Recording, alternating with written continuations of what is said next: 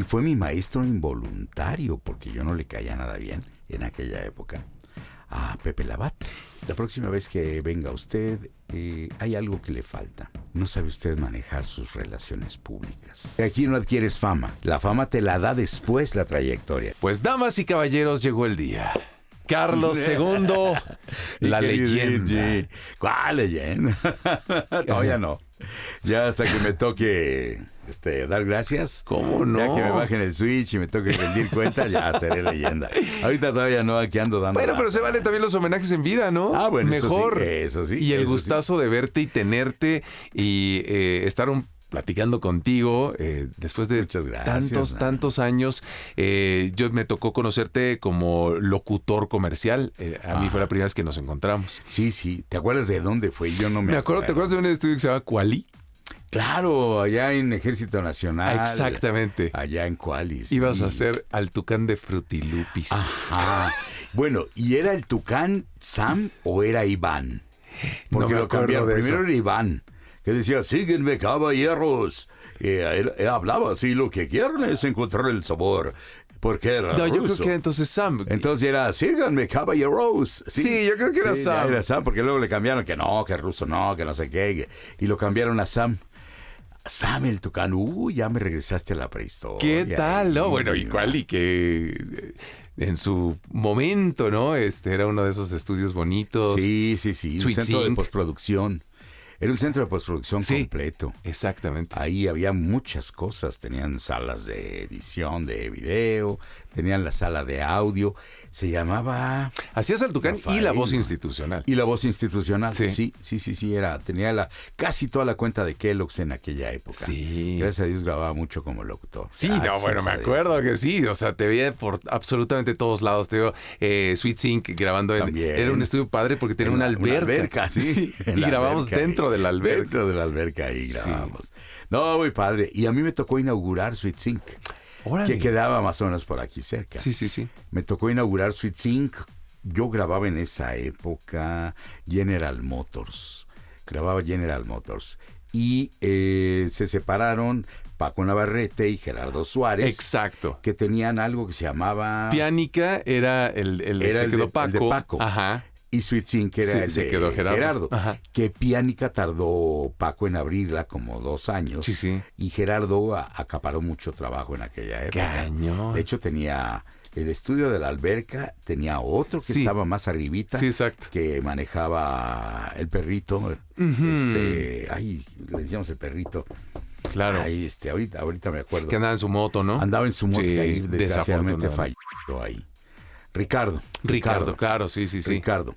Él manejaba ese estudio y arriba tenían donde estaba el Sinclavier, claro, que se lo manejaba el que ahora tiene la Cueva del Oso. Sí, Martín García. Claro, Martín García. El oso, que además yo le puse oso a Martín. ¿A poco?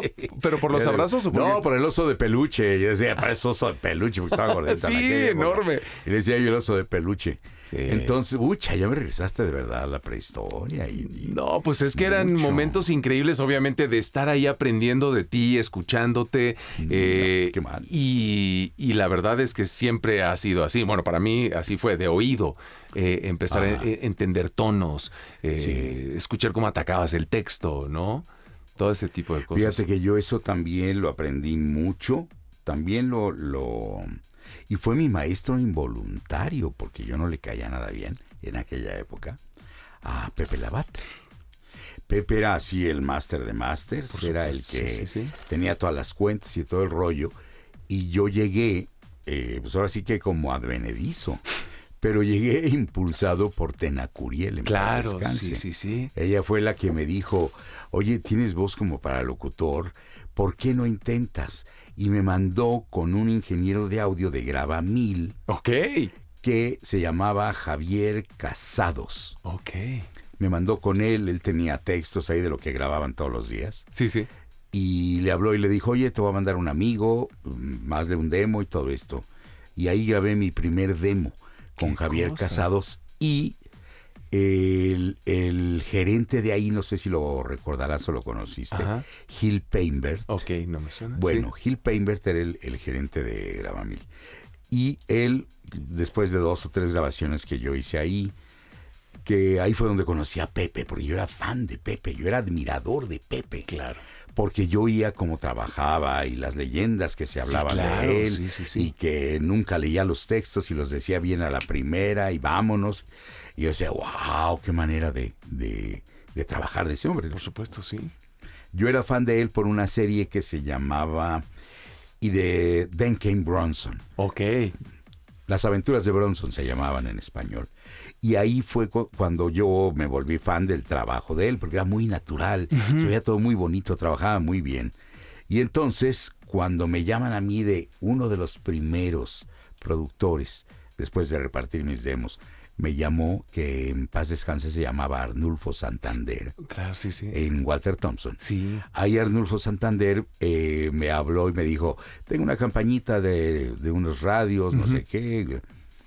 ¿Tiene marcas de coches? No tengo marcas de nada, ¿no? Sí, soy totalmente nuevo en esto.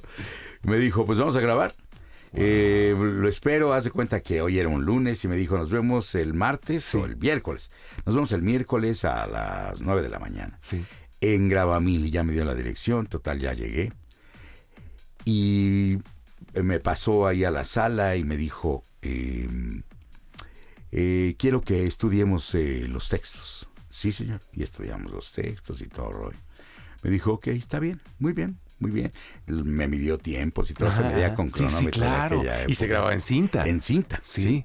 Y entonces, total, ya, como a las 10:30, una cosa así, llegó Pepe. Y entonces, pues yo lo vi entrar, un hombre como de 1,90 m. Sí. Así robusto, enorme, ¿no? Se bajó de una camionetota y yo dije, ay, guau. Y entonces llega y saluda a Santander y saluda a Gil. Entonces, ¿qué tal, Gil? Desde un lado, ¿qué tal, Santa? Y entonces ya le dice el señor Santander, mira, él es Carlos II, va a grabar junto conmigo. Y vamos a grabar una campaña para Zapata, Bush y Andrade, distribuidores Ford, que él llevaba la marca de Ford. Sí, claro. Sí. Y entonces, pues yo grabo. Entramos y entonces le extiendo la mano. Y se me queda viendo. Vamos a grabar, Santa. Y me dejó con la mano extendida. No manches. Sí, me dejó con la mano así. Ah, caray. Y me hace Santander, tranquilo. Entre, por favor. Y ya me metí yo a la sala, me quedé helado. Sí, claro. Y era su super fan, ¿no? Y dije, pues, ¿qué pasó? Y entonces ya pone los textos, o estaban ya ahí los textos, ya me acuerdo, estaban los textos. Yo tenía los míos ya. Y entonces, pues vamos a grabar, le dice al flaco. Tú me dices, Santa. Sí. Entonces, Santander era como un director de orquesta. Movía las manos y te decía todo. Y entonces da la señal Santander y ¡fum! ¿No? Y entonces se suelta Pepe. Zapata, Bush, Andrade, distribuidores Ford, tiene para ustedes las siguientes ofertas. No sé qué. Y entro yo con el texto que yo decía todo el oferteo. Eran 5 comerciales de radio. Bla, bla, bla, bla, bla, bla, bla, bla, bla. Ya claro, yo ya los había ensayado, ¿no? Y termino y se tropieza Pepe. ¿Cómo? Se tropezó. En su texto. En su remate. El inicio lo dijo bien, en el remate se tropezó. Y vi que se puso rojo. Graba, flaco, le vuelvo a decir, pero ya viene enojado. No se volvió a equivocar ni una vez, ¿eh? Ni una vez. Terminamos y yo no me equivoqué tampoco ni una vez, pues ya los tenía bien ensayados, ¿no? Sí, y así, ¡pum! Salieron como, sale tomate. Y terminó y se salió. Nos vemos, flaco, nos vemos, Santa. Se salió rojo de coraje. Y dije, pues, ¿qué hice? Yo salí, le dije, ¿qué hice mal, señor Santander? Hacerlo bien, me dijo él. Yo, ¿cómo? Dije, sí. Ya se dio cuenta que no es el único. ¡Ándale! Y entonces me llamó Gil Pembert a su oficina. Dice, señor segundo, venga. Entonces ya entré. Me dice, la próxima vez que venga usted, hay algo que le falta. No sabe usted manejar sus relaciones públicas. Yo, perdón. Dice, sí, su trabajo es bueno, pero sus relaciones públicas son muy malas. Usted no platica, no dice nada, llega, se queda callado y todo. No, tiene que aprender esto. La próxima vez que venga, pase aquí conmigo, llegue una hora antes y vamos a platicar. ¿Cómo crees? Gil Peinbert me enseñó a manejar las relaciones públicas. ¿Cómo crees? Sí. Yo era muy tímido, era sumamente hermético. Yo no hablaba con nadie. Era muy, muy, muy tímido. Sí. Y hacía el trabajo de doblaje y me metí mucho a doblaje porque ahí nadie te veía, nomás trabajabas con tus propios compañeros de trabajo y todo eso. Yo había trabajado ya en teatro, ya había trabajado en cine y en televisión y todo eso, pero aún así yo era muy tímido. O sea, llegabas, ejecutabas y hacía mi chamba y se acabó. Que me regañaba mi papá por eso, porque luego íbamos... Mi padre era periodista de cine, de hecho es conocido como el periodista más famoso de la época de oro del cine mexicano. Carlos Bravo y Fernández, Carlillos. Entonces, Carlillos era un don relaciones públicas. Con todo mundo hablaba, platicaba. Tú todo lo contrario. Todo lo contrario. Haz de cuenta que a mí, yo me sentaba en una mesa, si me llevaba alguna entrega de diosas de plata, una cosa así, me sentaba en una mesa y yo me quedaba ahí, sentado, y no hablaba con nadie. Se me sentaba la gente a la derecha, a la izquierda. Y yo ¿te los presentaban callado. y tú? Sí, mucho gusto en Canadá. O sea, se acabó. Qué loco. Entonces, ahí Gil Peinbert me empezó a coachear. Qué loco. Y yo le debo a él las relaciones públicas y el manejo y el trato con los clientes. Entonces, yo le debo muchas cosas a mucha gente. La oportunidad que me dieron de llegar al doblaje, que fue a través de Luis Manuel Pelayo y Carlos Petrel, amigos de mi padre, el maestro Álvarez, que me empezó a dar los primeros llamados, Tena Curiel, que me impulsó para hacer la publicidad, bueno, mi maestro de canto, Enrique Jasso, que me enseñó a manejar la voz. O sea, muchas cosas, hay mucha gente. Yo luego oigo a gente, veo gente medio ególatra, que dicen que se hicieron solos y caray. que no sé qué. No, nosotros todos, no existe la persona que no haya sido impulsada por alguien, apoyada por alguien, que alguien le haya tendido la mano. O aprender de alguien. O aprender de alguien. Finalmente, tenerlo como referencia, es lo que yo te decía. Escucharte, escuchar a Pepe Labat, es aprender. O sea, si estás en la chuleta, no hay manera de que lo hagas solo. No. Sí. Y hay gente que te tiende la mano y que te dice, oye, ya te oí, tengo por ahí una cosita que quiero que me hagas, ¿no? Y nada más por curiosidad, ¿en qué momento volviste a tener contacto con Pepe? ¿Se limaron asperezas? No, volví a tener contacto con Pepe muchos años después. Ajá. Muchos. Un día que iba saliendo él de lo que era SDI, ahí en Pino. Sí. Ya estaba él delicado de salud. Había coincidido con él en otros lados. Entonces? Sí, había coincidido con él en otros lados y ya me saludaba, ¿qué tal, Carlos? Y todo. Ya más relajadón. Pero el día en que ya se acabó aquello, fue el día en que él iba saliendo y andaba delicadón de salud y se tropezó en las escaleras. ¿Te acuerdas de los escalones? Sí, claro. Se tropieza, él iba saliendo y yo iba entrando. Y se tropieza y se quiere ir de boca. Y bueno, con su tamaño, entonces yo alcancé a detenerlo y que no se fuera para abajo. Sí. Y entonces volteó y me vio. Me dijo, gracias, Carlos. Le dije, por nada, Pepe. Entonces ya se quedó. Me dice, yo te he tratado mal mucho tiempo, ¿verdad? Le digo, bueno, más o menos. Perdóname, Carlos. Y me extendió la mano. Y yo se le extendí. Le dije, no hay nada que perdonar, Pepe. Está bien. Y me jaló y me dio un abrazo. Sí. Y desde entonces ya pudimos llevarnos y cotorrear y platicar y todo el rollo y demás y todo esto. Wow. Fue digamos que un reencuentro muy padre. Para mí seguirá siendo un monstruo, para mí seguirá siendo máster de másters.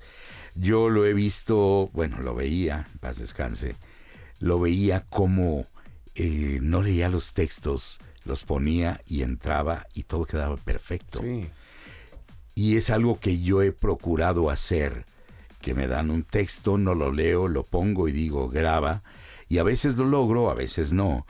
Pero ese es el reto diario que tengo. ¿Sabes también a quién vi una vez tener un texto? Eran 7 minutos de un audiovisual. Y no cometer un solo error. Y de pe a pa decir lo correcto y terminar. Ir cambiando las hojas y todo el rollo. A Enrique Rocha. ¿Conociste Audiencias Cautivas? Ese sí, claro que sí. Y también me tocó a mí conocerlo en La Vecindad. Ajá. Ahí también grababa. Ajá, sí, con Luis. Con Luis en La Vecindad. Y José María Rodríguez. Sí, claro. El sí. Che. Sí, exacto. Yo con el Che llevaba algunas cuentas. Llevaba Nintendo. Llevaba Nintendo, ¿te acuerdas? Solo para Nintendo, 64. Sí, claro. Hacía yo todo lo de Nintendo.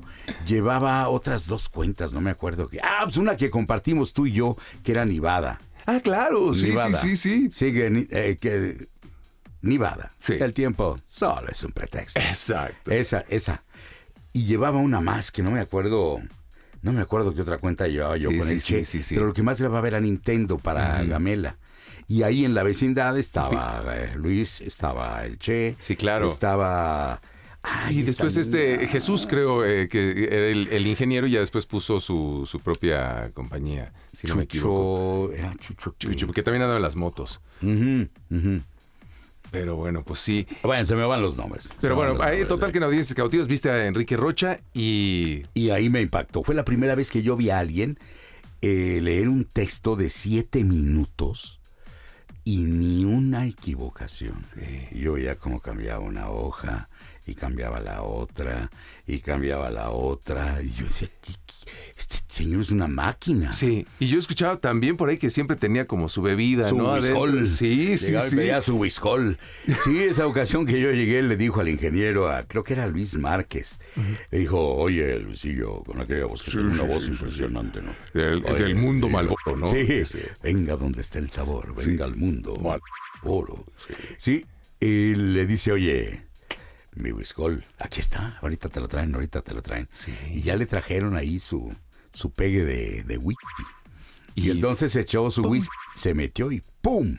De corrido. Y terminó. Yo lo conocía desde antes por mi papá. Okay. Porque era amigo de mi papá, pero del cine. Y cuando yo llegué y me lo presentaron ahí, me dijeron, Enrique Rocha. Le digo, sí, señor, yo ya lo conozco. Usted es amigo de mi padre. ¿Quién es tu padre? Carlillos, ¿no? Ese malandrín. Porque se decían malandrines mutuamente. ¿Cómo estás, malandrín? Y entonces, sí, el malandrín, saluda mucho. ¿Cómo está? ¿Qué se ha hecho? Que no sé qué, ya platicando. Porque él ya estaba más en televisión que en cine. Y bueno, grabando muchas cosas ahí en Audiencias. Y yo caí con el pie derecho ahí en Audiencias porque no sé si habrás conocido a Enrique Ifker. No me acuerdo. Enrique Ifker era el que redactaba los textos. Okay. Un estupendo textista, llamémosle. Ajá. Muy buen copy, publicista. ¿no? Que les dice. Pero no era copy, ¿No? Era creativo. Okay. Era creativo y escribía todos los textos. Y hacía unos textos maravillosos, con buen ritmo, buena puntuación, intuitivos. Un arte. Era un arte. Sí, claro. Era un genio ese hombre, Enrique Ifker. Muy, muy querido amigo. Y ese texto, los dos, bueno, el que grabó él y el que grabé yo, eran de Enrique Ifker. Y ahí fue donde vi que hizo este hombre. Claro, yo nunca lo había hecho. Lo intenté, pero me equivoqué y me tropecé. Y algún día lo voy a hacer. Años después ya logré por primera vez leer un texto largo y no equivocarme. Y varias otras veces ya he podido hacerlo. Pero sin Whiskol. Sin Whiskol, ¿no? Mira, por agua de Jamaica. Sí, no, eso escuchaba que... además. Exacto, con más agüita para que no esté tan... Pues, damas y caballeros, Carlos II aquí con nosotros el día de hoy. Gracias, Carlos. No, gracias a ti, G. Qué chulada. Me estás haciendo recordar cosas muy bonitas, muy buenas épocas, muy padres. Sí, épocas. No, increíble, de verdad. Igual para mí, ¿no? De esa primera impresión, como con Pepe, pues a mí también así fue la primera. Sí, qué bueno que me lo dices. Sí, en cual y te extendí la mano. Yo soy fan del trabajo de Iggy, Soy fan de... Yo a mis compañeros, cuando lo hacen bien, soy fan de su trabajo. Y se los digo abiertamente a mis compañeros. Así como le digo a Iggy, también soy fan, por ejemplo, de Gerardo Reyero o de José Luis Orozco. Sí, claro. Que yo admiro el trabajo de esos hombres, qué bárbaros, son extraordinarios. Entonces, bueno, igual acá de Iggy, que me ha tocado compartir el mundo Marvel también con él. Sí. Con él. Fuiste el villanazo ruso. Sí, el ruso era Iván Banco, ¿no? Iván Banco, qué chulada de persona. Sí. Pero bueno, pues ahorita seguimos platicando.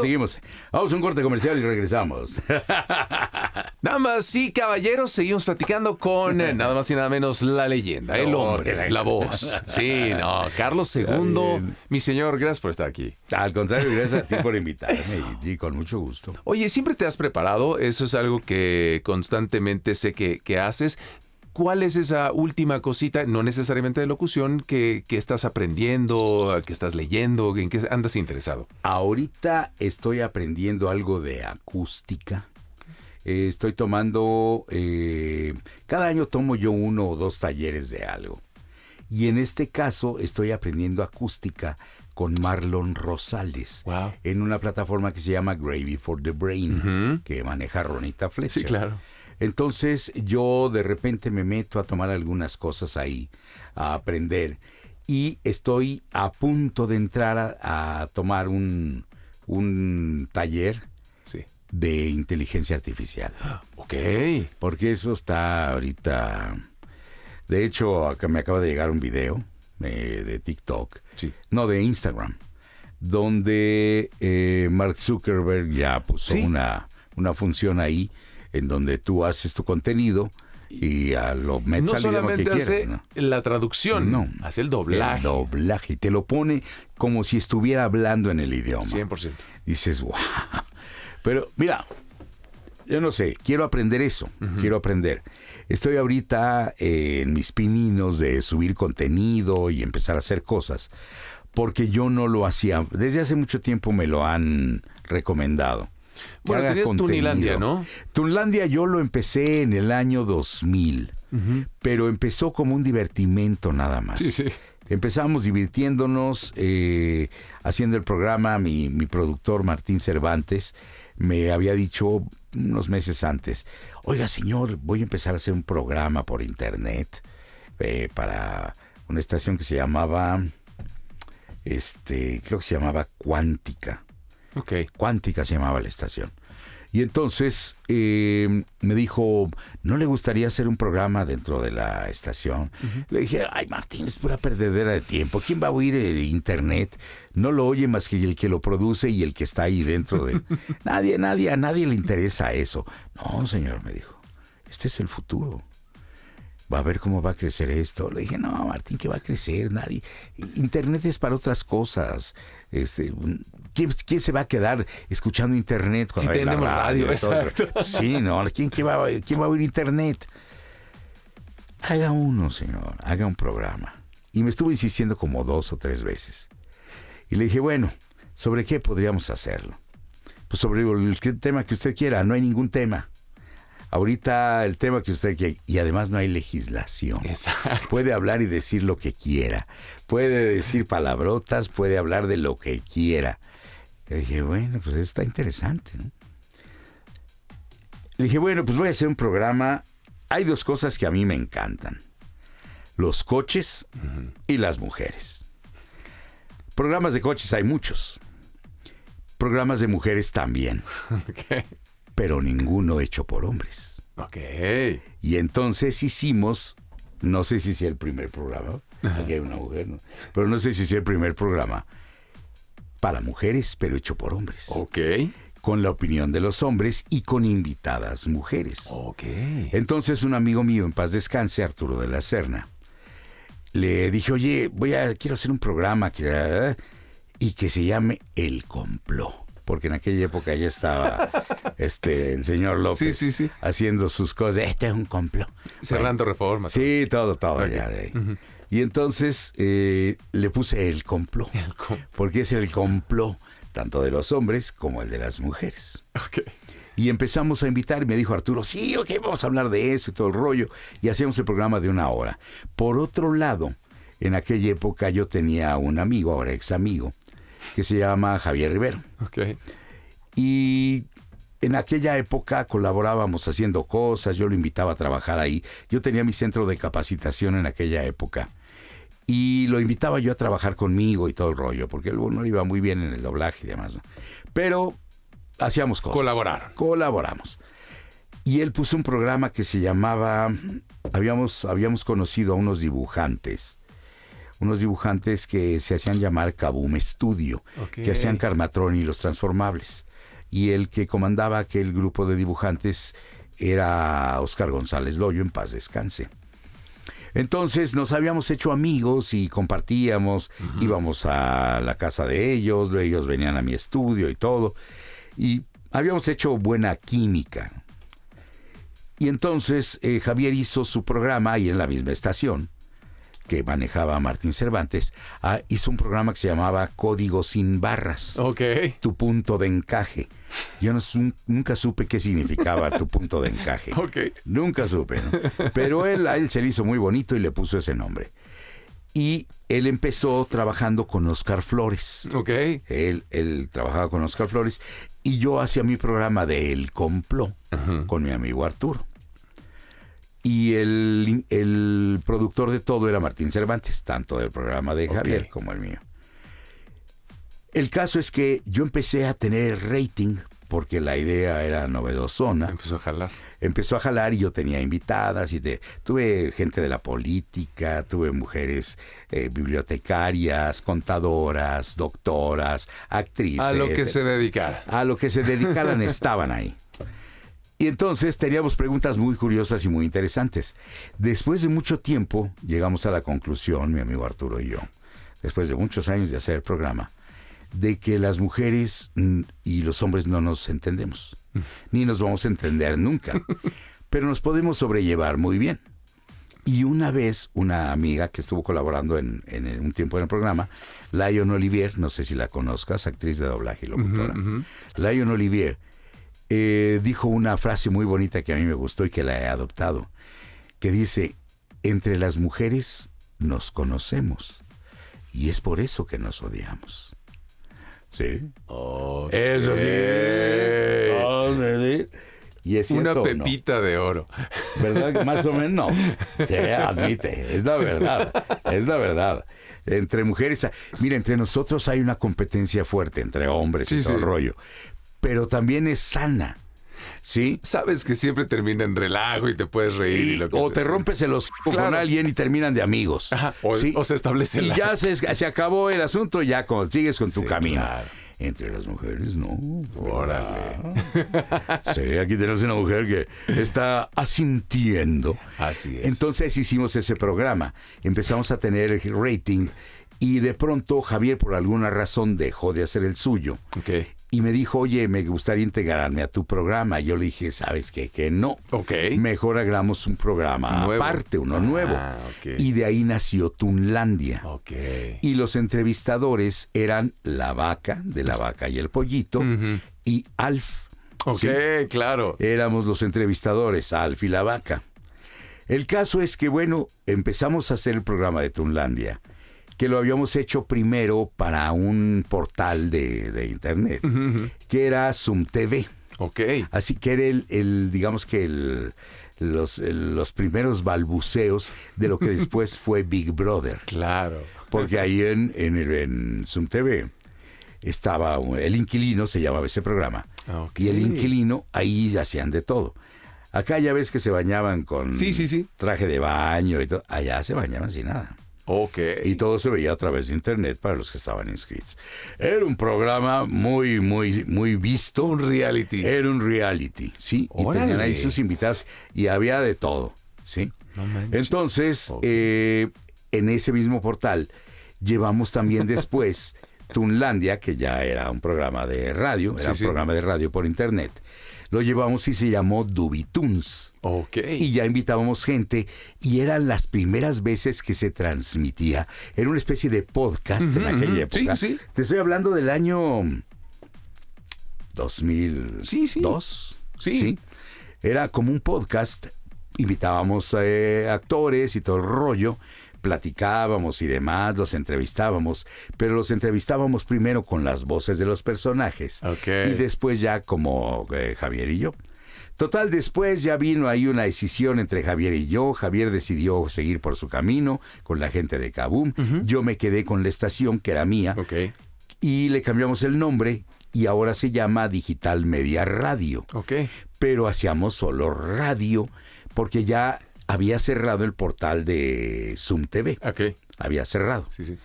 Que era, por cierto, era de uno de los de los hijos de Carlos Slim. Ok. Entonces había producción ahí. Había producción. Estaba en la Colonia del Valle. Y entonces yo seguí con el programa de Tunlandia. Se integra entonces al programa de Tunlandia. Seguía Martín Cervantes como el productor, pero se integra mi hijo. Ok, Carlos. Carlos Solízar. Entonces empiezo con él a hacer el programa. Arturo de vez en cuando iba, no podía estar todo el tiempo, porque él también tenía sus actividades. Entra Maru Zamora, una odontopediatra, que fue invitada un día al programa y que le gustó el gelengue y que la volvió a invitar y le volvió a ajustar el gelengue. Con mucha personalidad. Rato, sí, además muy simpática, muy ocurrente y todo el rollo.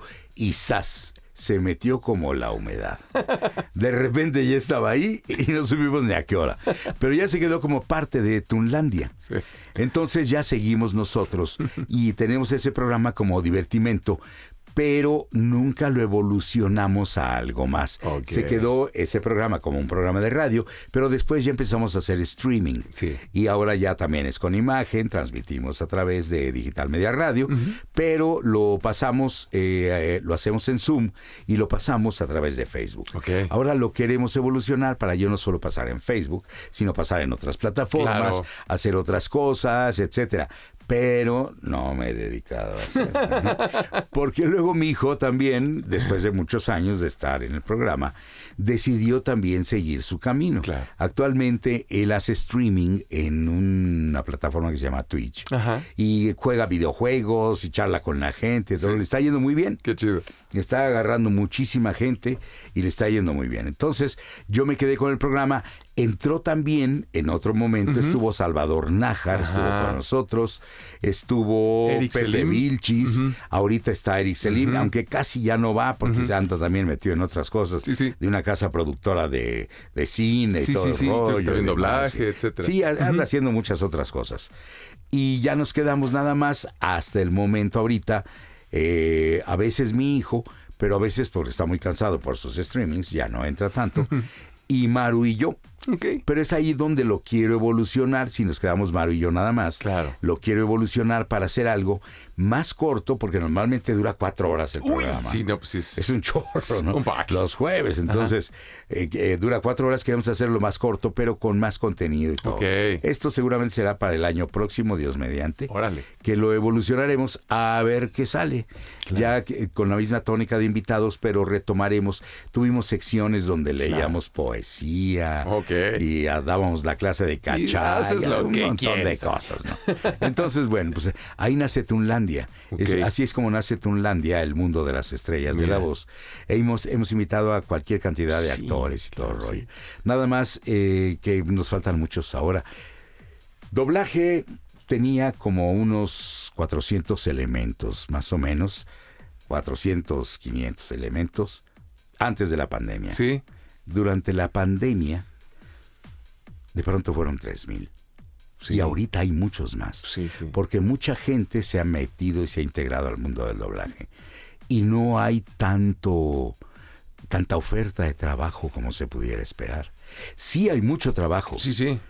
Pero también llega mucha gente y mucha gente se va. Sí, claro. Porque no funcionan para esto. Llegan buscando fama y fortuna y no es así. No es así.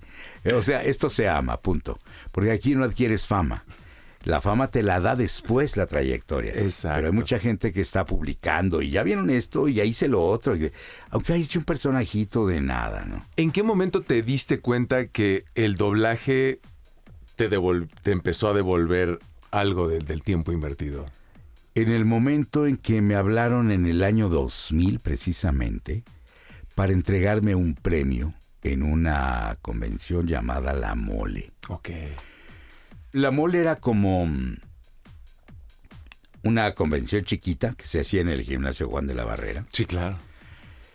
Tenía muy pocos expositores y estaban creciendo esa.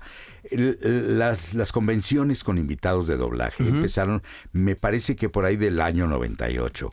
estaban la Conca y la Mesif que empezaron. Y ya con estaba eso. ahí Mario Castañeda, ¿no? Ya, no, todavía no, fíjate. No, estaba Humberto Vélez. ¿A poco? Humberto Vélez, ya Homero Simpson. Pionero.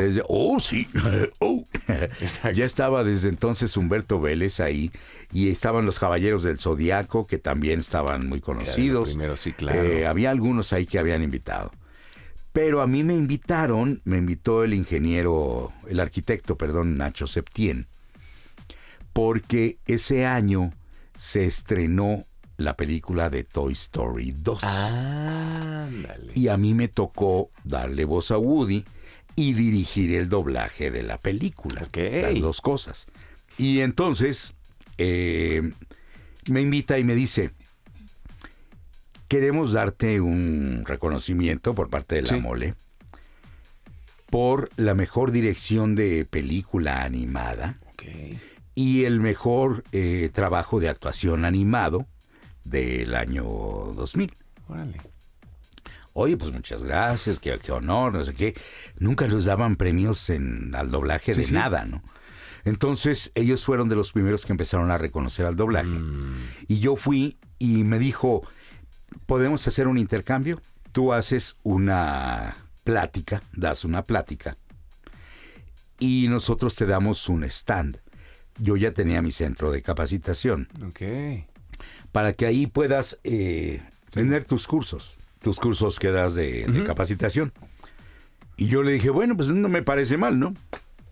Tiene costo un stand, claro. Ahí va mucha gente que gusta del doblaje y todo el rollo, bueno. Y estuve yendo varios años con él. Órale. Con mi centro de capacitación, hasta que yo cerré el centro de capacitación en 2007. Ya lo cerré. Porque me di cuenta que había mucha gente que iba por el bluff. Querían conocer a los artistas, querían conocer... la fotito, el mensaje. Sí, todo. Y digamos que del 100% de los que llegaban, solo funcionaba el 5%, ni siquiera el 10%, el 5%. Ya. Y ahí llegó gente en tropel, tenía muchos alumnos. Sí. Pero los alumnos empezaban, como yo no los metía a cabina, actualmente los ponen a grabar. Desde que entran, desde el primer día. Sí. Yo tenía un curso de 2 años. Ah, ok. No, pues sí. Y no entraban a cabina antes del primer año. Ok. Todo un año era aprender a leer, a actuar, a respirar, a utilizar la herramienta corporal, conocimiento de géneros dramáticos, un montón de cosas que les enseñábamos. Voz y dicción, hasta maquillaje les dábamos. Las bases, pues. Sí. Y se hartaban, porque no entraban a grabar. Claro. Y empezaban a desertar, y se iban quedando los que sí realmente tenían ganas. Y a partir del segundo año, después de todos los exámenes que hacíamos, porque hacíamos una evaluación cada 3 meses. Claro. Ya los que se quedaban, ya casi todos ellos terminaban el curso de 2 años. Y estaban listos para... Ya estaban listos para trabajar. Sí. ¿Por qué? Porque además invitaba yo a gente pro a que los dirigiera. Ah, qué chido. A que a la hora de que hacían el doblaje y todo, estaban ahí directores como Lisa Wheeler. Sí, o sea, había gente como Lisa Wheeler que aceptaba ir. Estaba Rebeca Patiño. O sea, gente bien. Claro. ¿Quién más? Había varios directores. Fue Pepe Toño Macías. También a dirigirlos. Total, gente importante, ¿no? Pues claro, los que están dirigiendo los proyectos grandotes. Exacto. Órale. Pues entonces, ellos eran los que iban a juzgar a los alumnos que teníamos ahí. Bueno, el caso es que en el 2007 dije, no, ya voy a cerrar esto. Quise comprar la casa en la que yo estaba. Y la dueña de la casa me la vendía en un precio casi al doble de lo que costaba. Como para que no la comprara. Para que no la comprara. Pero eso sí, me quería aumentar la renta, y una renta bestial la que yo pagaba. Pero como me iba bien, no solo con la escuela, sino ya tenía yo a mis clientes que iban a grabar mis cosas ahí, porque construí un muy buen estudio. Bueno, pues entonces ahí nos mantuvimos en la operación. Pero llegó un momento en que dije, no, ya no voy a pagar lo que le pague, ya era demasiado. Quise comprar la casa, no me la quiso vender. El caso es que me salí de ahí y me fui a una casa que tengo también, donde monté mi estudio. Pero ahí ya no reabrí la escuela. Ah, ok. Ya me quedé con la pura operación de producción de audio, producción de video, otras cosas, ¿no? Dije, no, ya mejor ya la escuela la voy a dejar por La Paz. En el 2007 fue cuando la cerré. Órale. Así que, y aquí estamos otra vez, ¿no? Pues sí, muy bien, bueno, y aquí está, nada más y nada menos que Carlos II. Allá. Con nosotros, la voz de Woody, de Pícoro. La voz de Woody, de Piccolo, de Snape. Sabandija. La voz, sí. Hola, ¿cómo están, sabandijas? Estoy aquí platicando con esta otra sabandija. Sabandija. Que más me tocó hacer tu Pícoro en el Dragon Ball Z Kai. En Dragon Ball Z Ahorita Kai. nos platicas esa Ahorita historia. platicamos esa Órale, historia, va. Venga, quédate. Seguimos con Carlos II, nada más y nada menos que el original Goofy, ya en el match, digamos, con la voz gringa, ¿correcto? Exacto. Bueno, esto es hemos sabido, hasta donde yo sé, aquí en México, 4 voces de Goofy. Ok. El primero fue Edmundo Santos. Ok. Que para mí es el personaje más importante del doblaje mexicano, porque uno, se trajo el doblaje de Disney a México por puro talento. De hecho, no se lo trajo, se lo dio Walt Disney directamente a Edmundo Santos para que hiciera el doblaje. Wow. 1.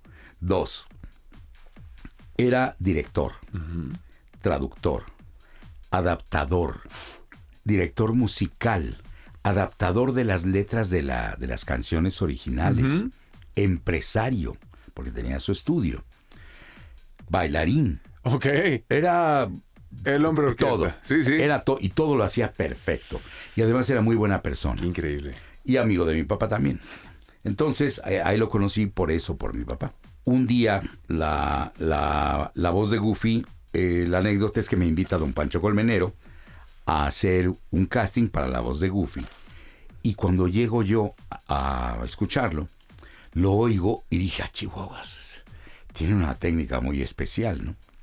Entonces, me lo pasaron varias veces el loop para oír lo que hacía Bill Farmer, que es el Goofy que lo hace en Estados Unidos desde hace muchos años. Y empecé a captar qué es lo que él hacía, dónde colocaba, cómo colocaba y demás. La técnica que yo desarrollé pensando que a lo mejor así sea la del, no sé si así sea, pero la que yo hice es, 1, una voz flotada, como bostezada, sería así. Luego de eso, le pongo una ronquera, que se oiga una cosa así, como Fried Boys y demás. Okay. Entonces, habla. ¿Puedo ir haciendo contigo? Sí, claro. Porque luego yo hago mis dinámicas en las convenciones. Entonces, habla así. Luego hay que meterle unos gallitos. Y entonces empieza a sonar así. Así, y empieza a sonar un poquito así. Muy bien. Y luego la lengua tiene una posición especial que tienes que presionar la lengua sobre el paladar blando. Entonces lo que haces es hablar así. Lo que haces es hablar así, para que suene. Pero la tienes que dejar afuera. La tienes que dejar afuera. Sí, la voz así. Y luego, a todo eso, ya le pones el sonido de los 2 dientes, que tiene que ser así. Y entonces ya empieza a sonar a Goofy. Ay, Dios mío, esa parte es verdad. Me está costando más trabajo. Oh, sí. Entonces, me suena más voz, a Kiko, creo.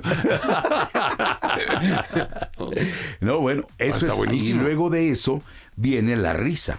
Que la onomatopeya de la risa es ahiuk, ahiuk, ahiuk. Y esa es una tos que se apoya en diafragma. Y entonces haces y le das la vuelta a la voz. Entonces, y luego te ríes continuo, ¿no? Y luego viene el remate final, que es y das ese jaloncito. Sí, eso es lo que se hace con la voz de Goofy, ¿no? Todo eso hay que hacerlo para que entonces ya estés hablando como Goofy y les digas, hola, ¿cómo están?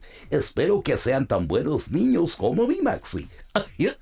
Sí, así desarrollé yo lo que oí de Bill Farmer. Entonces, en ese casting que me imitó don Pancho Colmenero, me quedé con la voz de de Goofy. ¡Qué increíble! Durante, no sé, 6, 7 años, no sé cuánto, la verdad. ¡Wow! Realmente, así fue como llegué a la voz de Goofy. Pero ya después, por una discrepancia de presupuestos con un ejecutivo que estaba en aquella época, me quitó la voz de Goofy. Y ya se la di a alguien más, ¿no?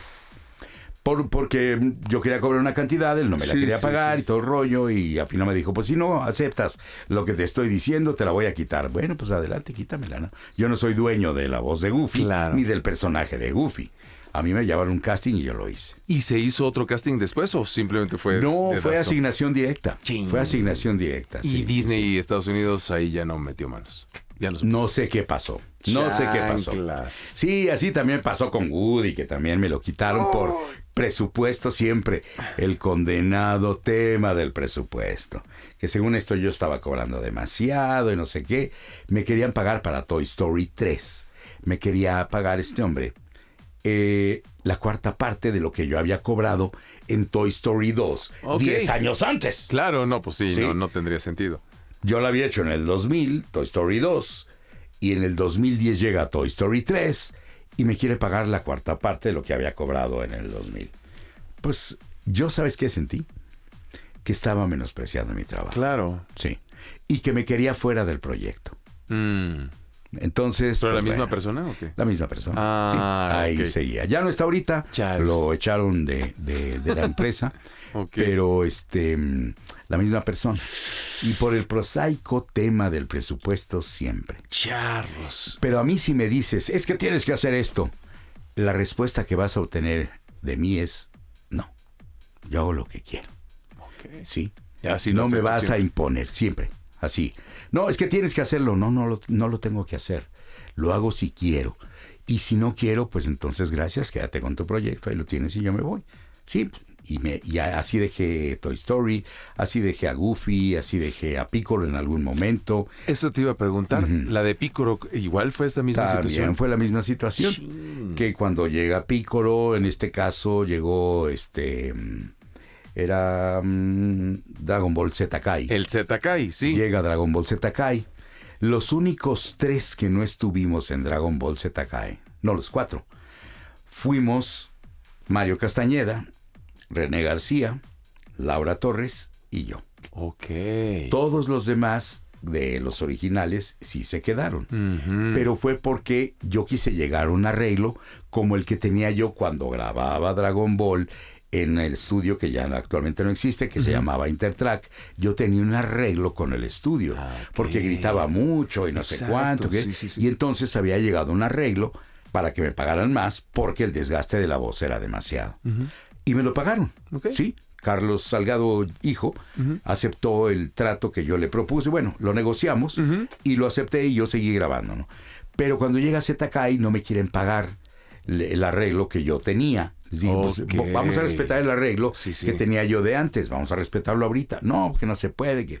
Bueno, pues está bien, entonces no, ya. Y entonces nosotros 4 no hicimos ZKai. A mí me llegó, o sea, porque a mí me tocó hacer a Piccolo. A él le tocó hacer a Piccolo. Me tocó hacer Aquí estamos con esta sabandija. Oye, lo que no sabría es, bueno, si el cuate que a mí me tocó doblar, porque me tocó doblarlo contra inglés, no contra japonés. ¿A ti también te tocaba contra inglés? Bueno, si yo hubiera hecho ZKai, bueno, cuando hice ya ZKai después, que fue a partir de la saga creo que de Majin Buu, una cosa así, sí era en inglés. Pero el que yo doblaba originalmente era el japonés. Toshio Furukawa. Sí, porque a mí me tocó entrar a doblar al personaje en inglés. En inglés. Que tenía como la voz así, nada más como gravezona y tantano, y más rudo, ¿no? Y a mí lo que me dijeron fue que el cliente de Japón fue el que dijo, no, pues que no iban a arreglarse con eso. Entonces dije, bueno, pues si el cliente de Japón le vale, pues entonces, ¿quiénes somos? No, eso no era cierto. No fue ahí. No, el estudio es el que no nos quería pagar. Órale. Ni Mario, ni René, ni Laura, ni yo aceptamos. Queríamos un arreglo que después, con la presión de la gente, que quería que volvieran los originales, tuvieron que hasta retirarlo de Cartoon Network, la serie. Y entonces nos hablaron y nos dijeron, oye, a ver, vamos a platicar. Y ya fuimos. Y entonces ya llegamos al arreglo. Al arreglo que teníamos originalmente, que podíamos haber hecho originalmente. Pero bueno, son siempre el prosaico tema del dinero. Claro. Y así también dejé CSI Miami, que hacía yo a Horacio Kane en CSI Miami, también por el tema de las lanas. A mí siempre me han molestado con que yo soy muy caro, con que siempre quiero cobrar mucho. Y digo, me han molestado porque me lo recalcan y me lo recalcan. Siempre quieres estar de cobrar más, no sé qué. Iba a decir una palabrota, ¿no? Sí. Y entonces,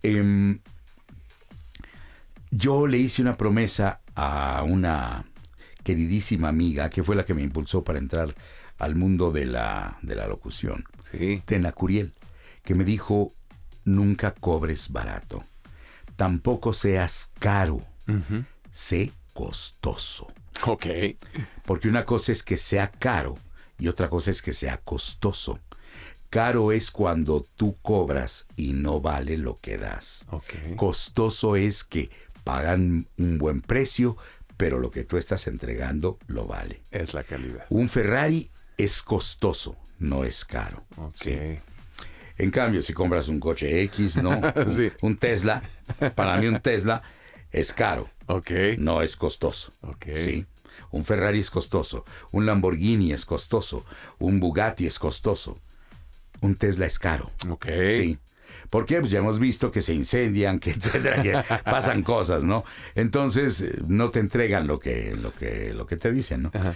Y digo, cada quien lo vende a su precio, ¿no? Pero yo siempre he procurado cobrar bien. Por eso que le prometí a Tena, que me dijo, nunca cobres barato. Tu trabajo vale. Entonces, si tu trabajo vale, cobra igual que los demás, los que ya están consagrados. Que no te digan, es que eres novato. ¿Y qué importa que sea novato? Claro. Si mi trabajo lo vale, cobro lo mismo que los que ya están consagrados. Órale, pues ahí está. Ese sería como el mejor tip financiero. No es el mejor tip financiero porque van a perder proyectos y otros los van a ganar. De repente vas a poder cobrar muy bien y de repente no vas a quedarte con el proyecto. ¿Por qué? Porque la gente no quiere pagar o no puede pagar lo que tú estás solicitando. Pero todo es negociable. Eso sí, todo es negociable. Si lo que les ofrecen no les parece indigno, si lo que me ofrecen a mí no me parece indigno, lo acepto. Si me parece indigno, lo rechazo. Así. Ahí está, así de fácil. Sí. Oye, ¿y nos podemos brincar a otro tema así totalmente random, pasando un poquito por la parte de cantante? Porque según tengo entendido es ópera, ¿no? Ajá, sí. Ok, ¿cuál es el famoso do de pecho? El do de pecho es una nota que dan normalmente los tenores. Ajá. Cuando llegan a la nota más aguda del tenor, que es un do agudo. Ok. ¿Sí? Haz de cuenta, es do, re, mi, fa, sol, la, si, do. Ajá. Ese do, pero hasta arriba, en el registro más alto, ¿sí? Okay. Ahí es cuando pitan, ahí lo sostienen. Les voy a dar un ejemplo de una obra en donde lo pueden ver, cuáles son el do de pecho. Hay una ópera que se llama La hija del regimiento. Okay. La Fille du Régiment, que se llama en francés. Pero se canta también en italiano. Y en La hija del regimiento, el cantante, el tenor, que no me acuerdo cómo se llama, que dice, son soldato con destini a Parigi, la sua mano ed il suo cor. Así, ta, pa, pa. Ese es un do. Un do, ok. Un do. Y luego, ha finito il mio penar, son marito militar, si così è la... Hace cuenta del do de pecho. Militar.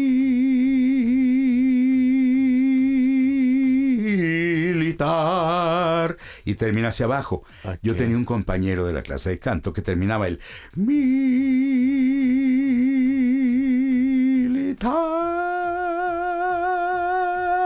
Y se iba al mi sobreagudo. Ok. El do de pecho es la nota del lujo del tenor.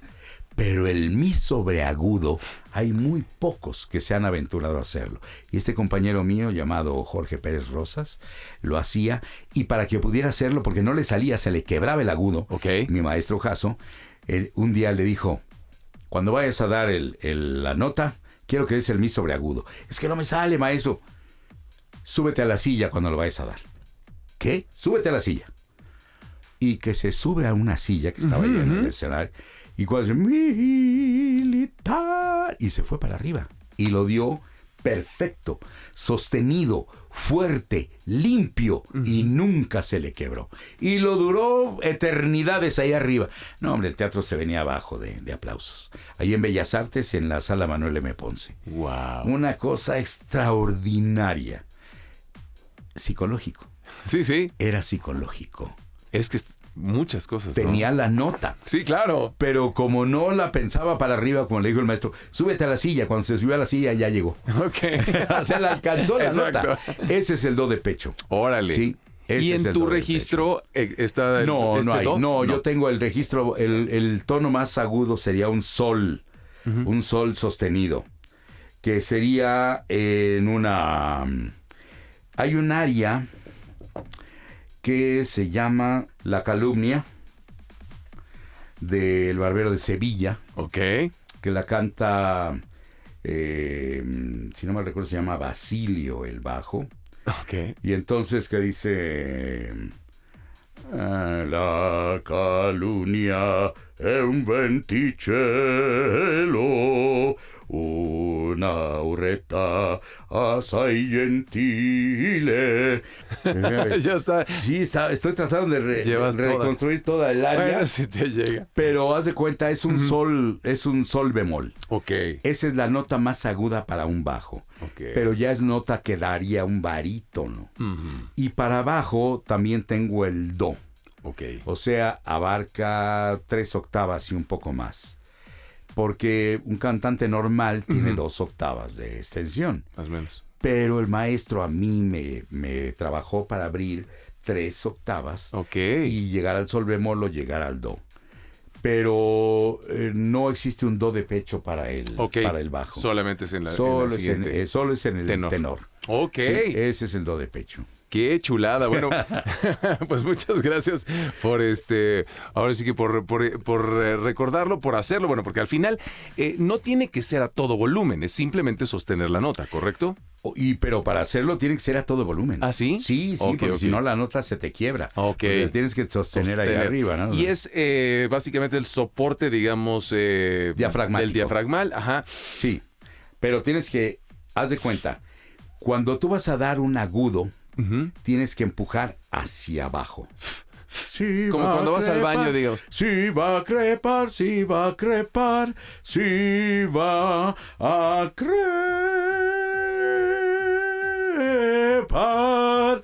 Así es la nota del barítono que sería... Sí va a crepar, sí va a crepar. A ver si me sale. Sí. Sí va a crepar. Tendría que ser así, pero ahorita... Ay, nomás en frío. Más en frío. No totalmente manches. en frío, ¿no? Chulada. Tendría que ser, esa es la nota más aguda del bajo. ¡Órale! No, Sí. pues muchas gracias. Gracias por ese regalito. Ahí, no sé. Y no la reventaron en los oídos a ustedes, Sí, ¿no? no, Digo, no. no la pude sostener porque además tiene que vibrar y todo el rollo, ¿no? No, bueno, pero ese es, digamos, la cuestión técnica. A mí me habían enseñado como, ese empujar hacia abajo es como cuando vas al baño, ¿no? Ajá. ¿No? Pero cuando es grave, Ajá. tienes que meter. Ok. Tienes que hacer... ¿Cómo metes? Señor,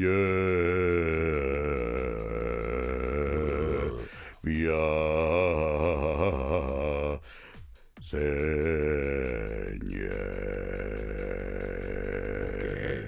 Pero tienes que meter empujar el diafragma hacia adentro, el abdomen hacia adentro, Ok. como mujer. Como si estuvieras desinflando el globo. Exacto. Ok. Pero la mujer canta también hacia arriba, pero empuja la nota. Ok. Y el hombre, para empujar lo más grave, la mujer para hacer el agudo, empuja Ok. hacia arriba. ¿Y nosotros? Y nosotros empujamos, pero la nota es la más grave.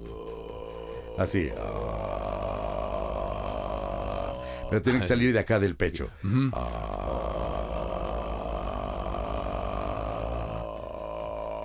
Sí. ¡Órale! Está bueno, ¿no? Está buenísimo, muchas gracias. Pues Carlos II está aquí con nosotros. Salud. Tenemos un poquito más y regresamos. Carlos II. También la voz de Woody. Exactamente. Justo te pregunto. Soy un juguete. Oye, Woody, Carlos, te preguntan de este lado, droide paranoide. La voz de Woody es aguda para tu registro normal, que es grave. Ajá. ¿Cómo mantienes el personaje con esa voz y esa calidad a tal punto que parece que eres otra persona que le da voz al personaje? Es a base de técnica. Es técnica de actuación y técnica de canto. Tenemos dos registros de voz, la voz de cabeza y la voz de pecho. La voz de Woody normalmente es voz de cabeza. Y el personaje es muy histericón. Okay. Entonces, al ser histérico, pues cuando uno se pone histérico, tiende a subir la voz. Y entonces hay que buscar el lugar, pero que se oiga natural, que no se oiga fingido. Ni forzado. Sí, no, ni forzado, ¿no? Porque te vas para arriba y de repente cambias al registro de cabeza. No suena para nada a tu pecho. O sea, todo está metido en la cabeza y dices, ¡tú eres un juguete! Y es donde puedes meter también esa histeria del personaje.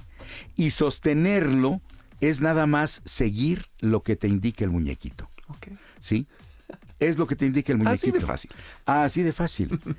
El muñeco, el actor, lo que tú estés interpretando, ya tuvo una dirección originalmente. Interpretó lo que interpretó basándose en un director y en su propia creatividad originalmente. Tú lo único que tienes que hacer es, en vez de no imitarlo ni copiarlo, o sea, no hacemos ni clonaje ni copiaje, hacemos doblaje. Y eso que hacen ellos en el idioma original, lo tenemos que traspasar al español. Pero nosotros tenemos matices, tenemos tonos, tenemos guturalizaciones diferentes a lo que hace el original.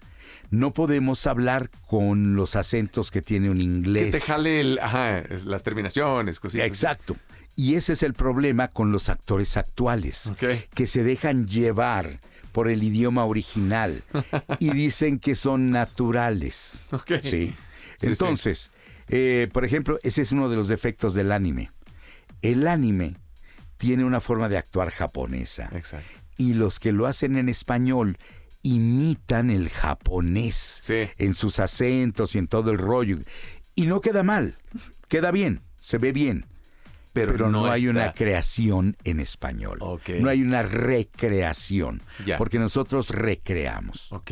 O reinterpretar. O reinterpretamos. Claro. Exacto. Ese es el doblaje. Gracias, Carlos. A ver, vámonos con unas cuantas rápidas. A ver. ¿Cuál es el regalo más random que te han dado? El regalo más random. Ese que te acordaste. Ese que me acordé. Me dieron una cajita de preservativos y me dijo la chica que si queríamos usarlos esa noche, Ok. podíamos usarlos, ¿no? Yo lo tomé, se lo regresé y le dije, te agradezco mucho, eres hermosa, cualquiera se sentiría afortunado de poder utilizar este regalo contigo. Pero yo tengo una pareja y la respeto. Entonces, perdóname. Y la tomó ella y me dijo, y yo lo respeto a usted. Se dio la media vuelta. Pero le dejo mi teléfono. Pero le dejo mi teléfono. No. Se dio la media vuelta. ¡Órale! Sí. ¡Qué momento! O sea, sí, no, ese es el más random que me han dado. Me han dado un montón de otras cosas, ¿no? Dibujos, de dibujos me tupen de dibujos, ¿no? Y yo tengo una carpeta llena de dibujos, ordenados y todo el rollo. Hay unos que están muy bien hechos, otros no tanto, otros de plano nada. Claro. Pero bueno, los guardo con cariño. Pero son exacto, porque es algo Sí. hecho para ti, Sí, ¿no? sí. Oye, si un día, esto es nada más así meramente hipotético, por un día, por un ratito, si pudieras tener la voz de alguien más, ¿de quién te gustaría tenerla? ¿De quién me gustaría tener la voz? Grabar. De Víctor Alcocer. Ok. Me gustaría tener la voz de Víctor Alcocer, en paz descanse. Se me hacía una voz extraordinaria y además un actor extraordinario. Era la voz de Herman Munster, era la voz de Matute, era la voz de Kojak, era, bueno... Claro, los grandes. Víctor Alcocer, icónico. Para mí esa.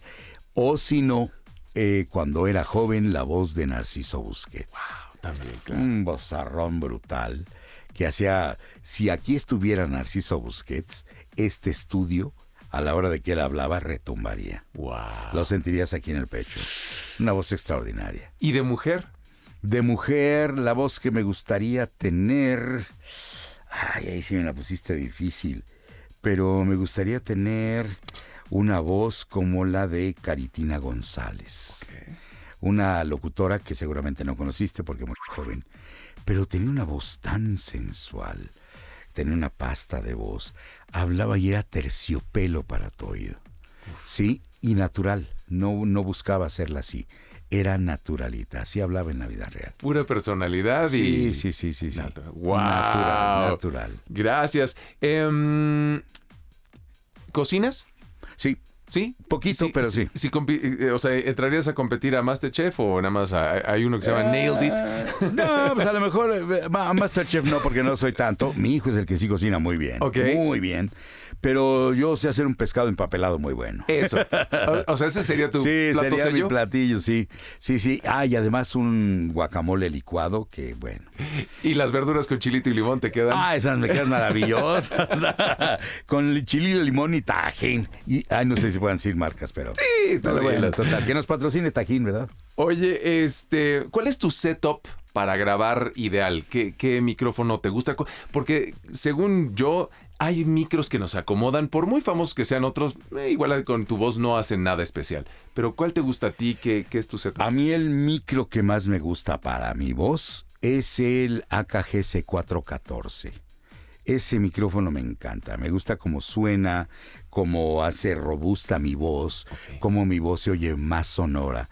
Tengo 3 micrófonos con los que grabo. Uh-huh. Tengo un MKH 416, un Sennheiser, tengo el C414 y tengo un SM7 de Shure. Uh-huh. Para diferentes calidades que requieran. Y hasta un B2 de Behringer. Okay. Tengo un B2 Pro. Pero el que más me gusta para mi voz es el C414. ¿Con qué combinación? ¿Va directo o...? No, bueno, a través de una interfaz. Uh-huh. Tengo la interfaz, tengo una Scarlett 6 y 6. Uh-huh. Que es con la que grabo directamente. ¿Usas algún pre-externo o...? No, fíjate.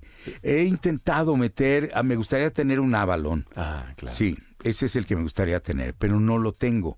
Sin embargo, cuando grabo, me dicen que no lo requieren. No se necesita, claro. Que no lo necesitan y que no es necesario. Pero que siempre que hicimos con lo del bulbo y esta cosita. Sí, ¿no? Pero un Avalon me encantaría. Ya ves que el Avalon es de bulbo, por supuesto. ¿No? Es análogo totalmente, claro. ¿no? ¿Y qué software usas? ¿Con cuál te acomodas? Con el que más me gusta es el Pro Tools. ¿Pro Tools? Pro Tools, sí.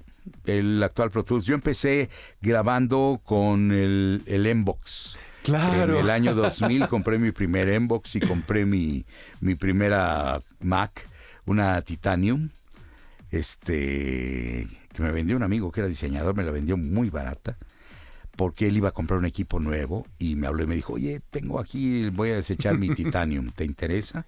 No me acuerdo cuánto me la dio, pero haz de cuenta, si ahorita cuesta la Super Pro, te cuesta 100,000 pesos, te cuesta la MacBook Pro. Claro.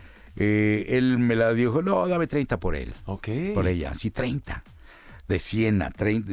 ¡Wow! Okay. Tenía un año de uso. No, bueno, nuevecita. Entonces, nuevecita, la compré el Mbox, me compré el primer micrófono que tuve, fue el SM7, que ese me lo vendió un amigo que ya desafortunadamente en un accidente de ultraligeros. Uy. Muy joven. Y estaba su papá, si no me recuerdo, su papá era músico. Estaba desmontando su estudio porque ya no iba a grabar ahí nada. Yeah. Me dijo, oye, tengo un micrófono, un SM7 de Shure.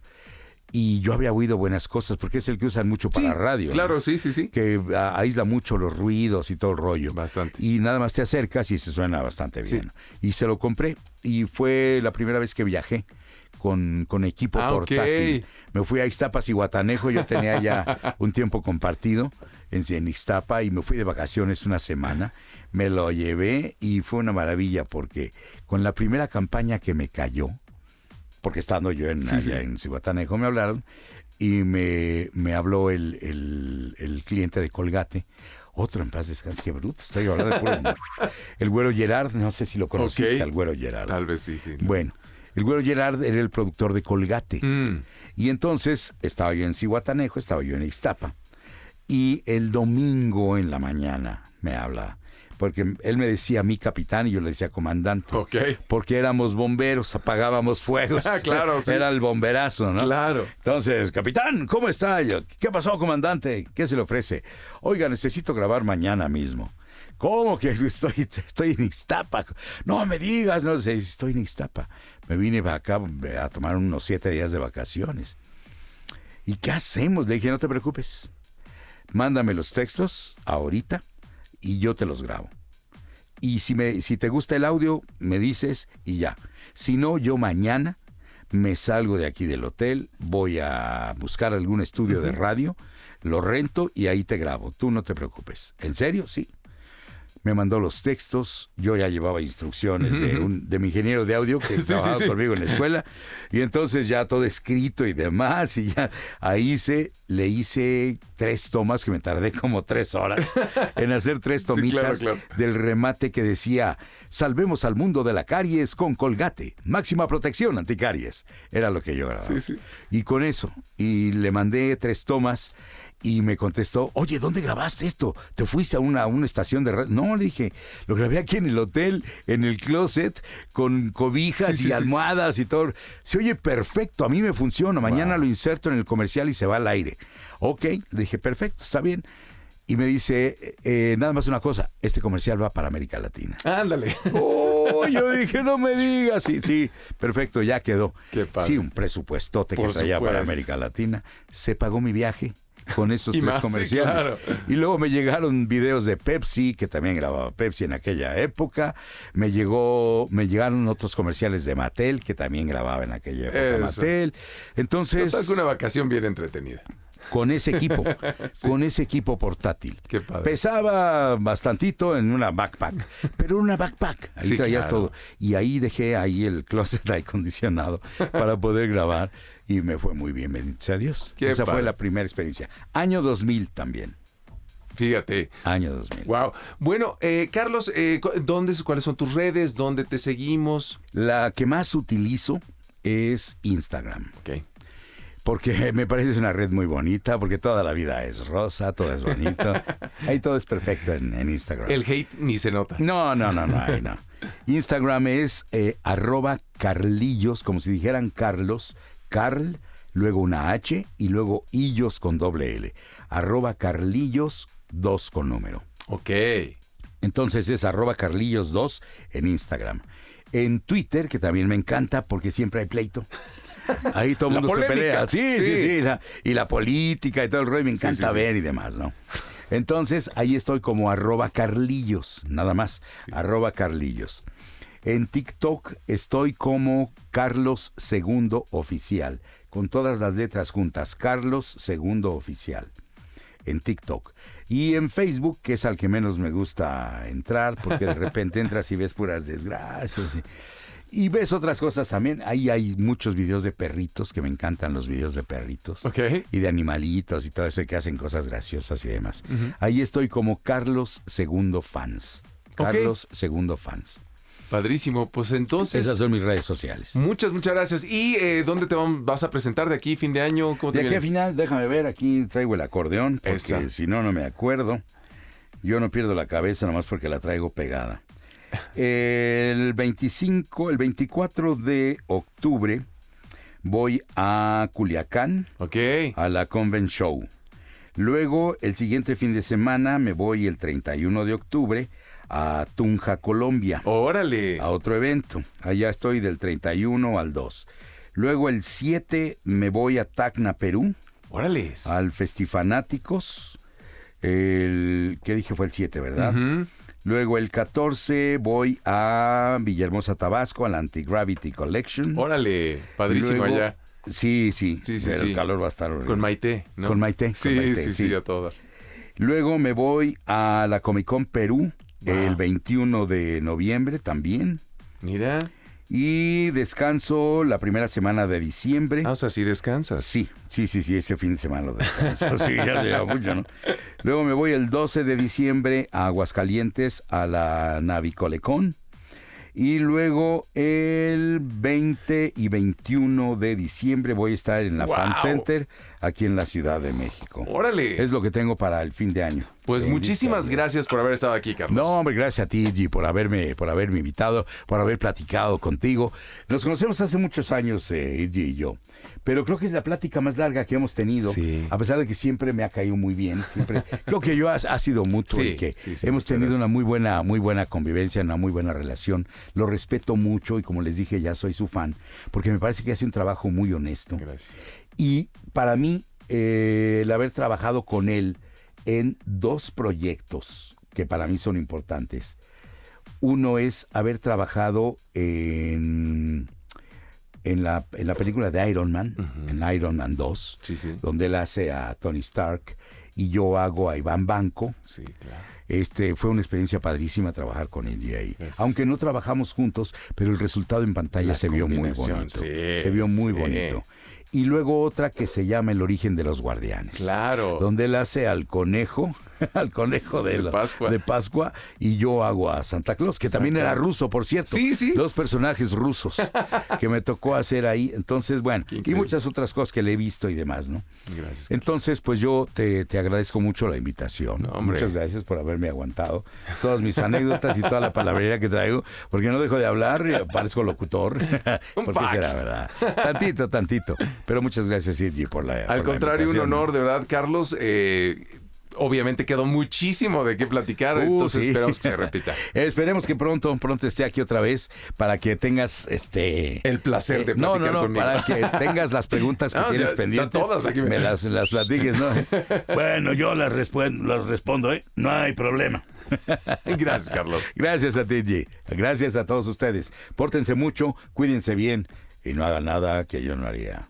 Hasta más vernos.